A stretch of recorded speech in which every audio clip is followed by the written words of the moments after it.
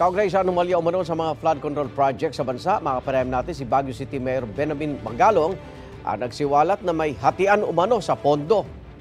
Mayor Magalong, magandang umaga po. Good morning, Igan. Good morning sa ating mga listeners. Saan at ano pang ang balak niyong unahin sa plano niyong investigasyon dito sa flood control projects? Well, Igan, hindi naman ako yung investigating one dito. Oo nga po, Sabi pero lang is, wala...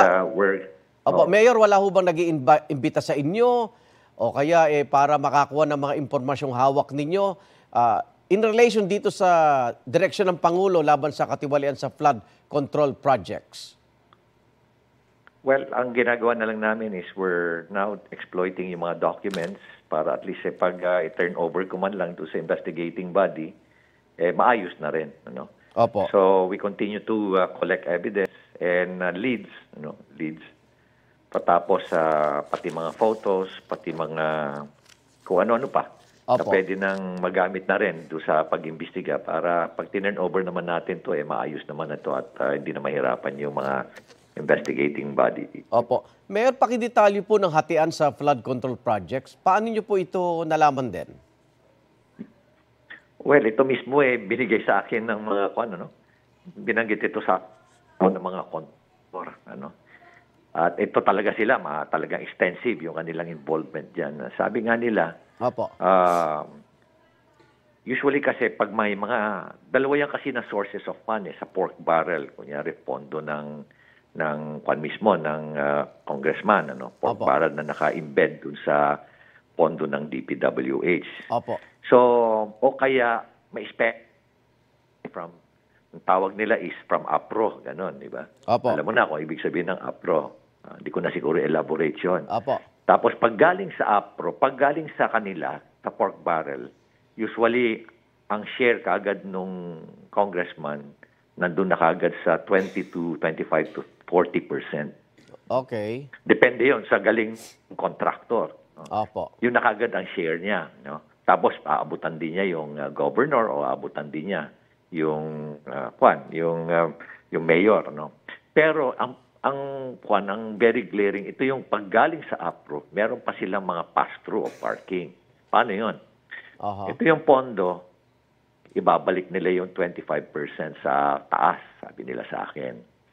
Tapos, yung may pass-through o kaya meron yung parking fee. Kung saan yung distrito na paglalagyan ng project yan sa flood control, they get 5 to 10%. May mga maayos, may mga medyo dissenting congressman na 5% na okay na sa kanila. Pero yung mga matatakaw, 10%. Maraming may gusto ng 10%. So, meron na yan.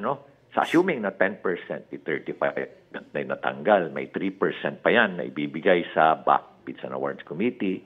May 3% pa yan doon sa mga losing bidders. Kasi rigged yan rigged bidding. So, ang gagawin nung nanalong bidder, ito na yung 3%, pag-hatian nyo na, sabi niya.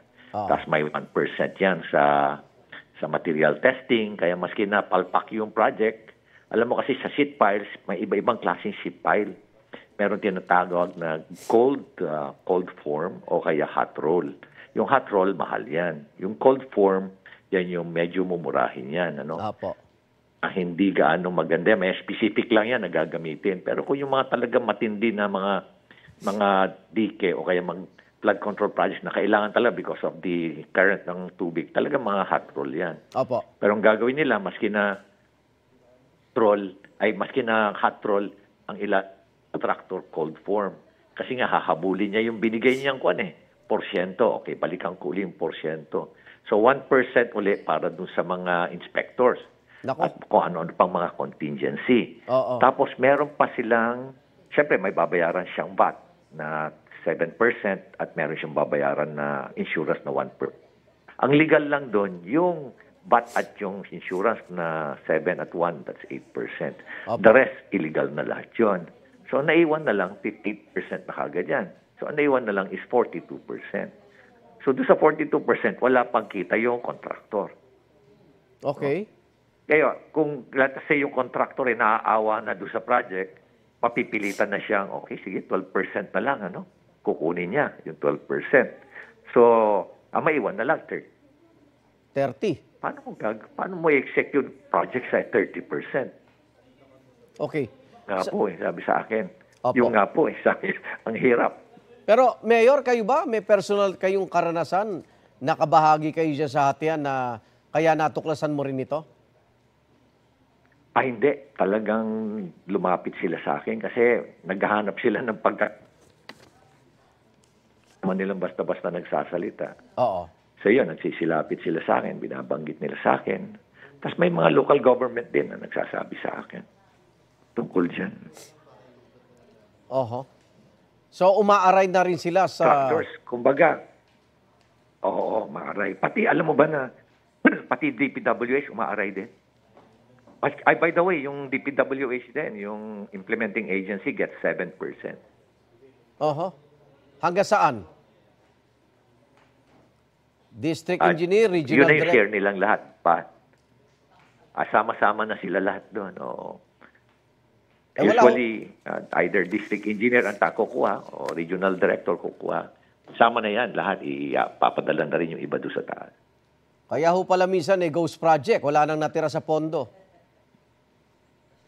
Oo, ghost or substandard. Doon na nila dadayain ngayon, Igan. Ano? Oo. Let us say, yung 12 meters na sheet pile, ang ilulubog mo doon, mga 6 meters. Isipin mo, ang gagawin nila, ang ilalagay lang nila, ilulubog lang nila 3 meters. 3 meters. Alam mo ba na meron pang isang lugar dyan sa Northern Luzon na nung nasira yung embankment, lumabas yung 1 meter lang na sheet pile. Substandard. Sabi ko nga, baka naputol. Dapat 6 meters nga yun. Bakit Opo. 1 meter lang yun lumabas? Ay, Okay. 9 meters yung embankment na yun. Okay. Bakit 1 meter? Sabi ko, baka naputol. Sir, hindi pwede maputol yan. Okay. Mayor Magalong, bukas ba kayo na magkaroon ng personal na mag-usap po kayo ni Pangulong Bongbong Marcos para mailahad po ito? O naman kung imbitahin. Actually, meron nang nagsalita na si Yusek Castro Oo. na sinabi na I can get in touch with the President anytime. So, inaayos lang namin yung mga dokumento para yung ma-turn over para this one. At kung ialok sa inyo itong posibleng komite, independent committee na mag-iimbestiga dito sa flood control projects natin, tatanggapin niyo po, Mayor? Oo. Hindi. Yes, kasi nga nag-volunteer ako, Igan, di ba? Yes, Kaya lang, yes. alam mo, ang intention ko doon is just to emphasize na kailangan third party Tama. ang mag-imbestiga, independent body. Pero nagsalita rin naman na si Yusek Castro na hindi naman nila ako kailangan.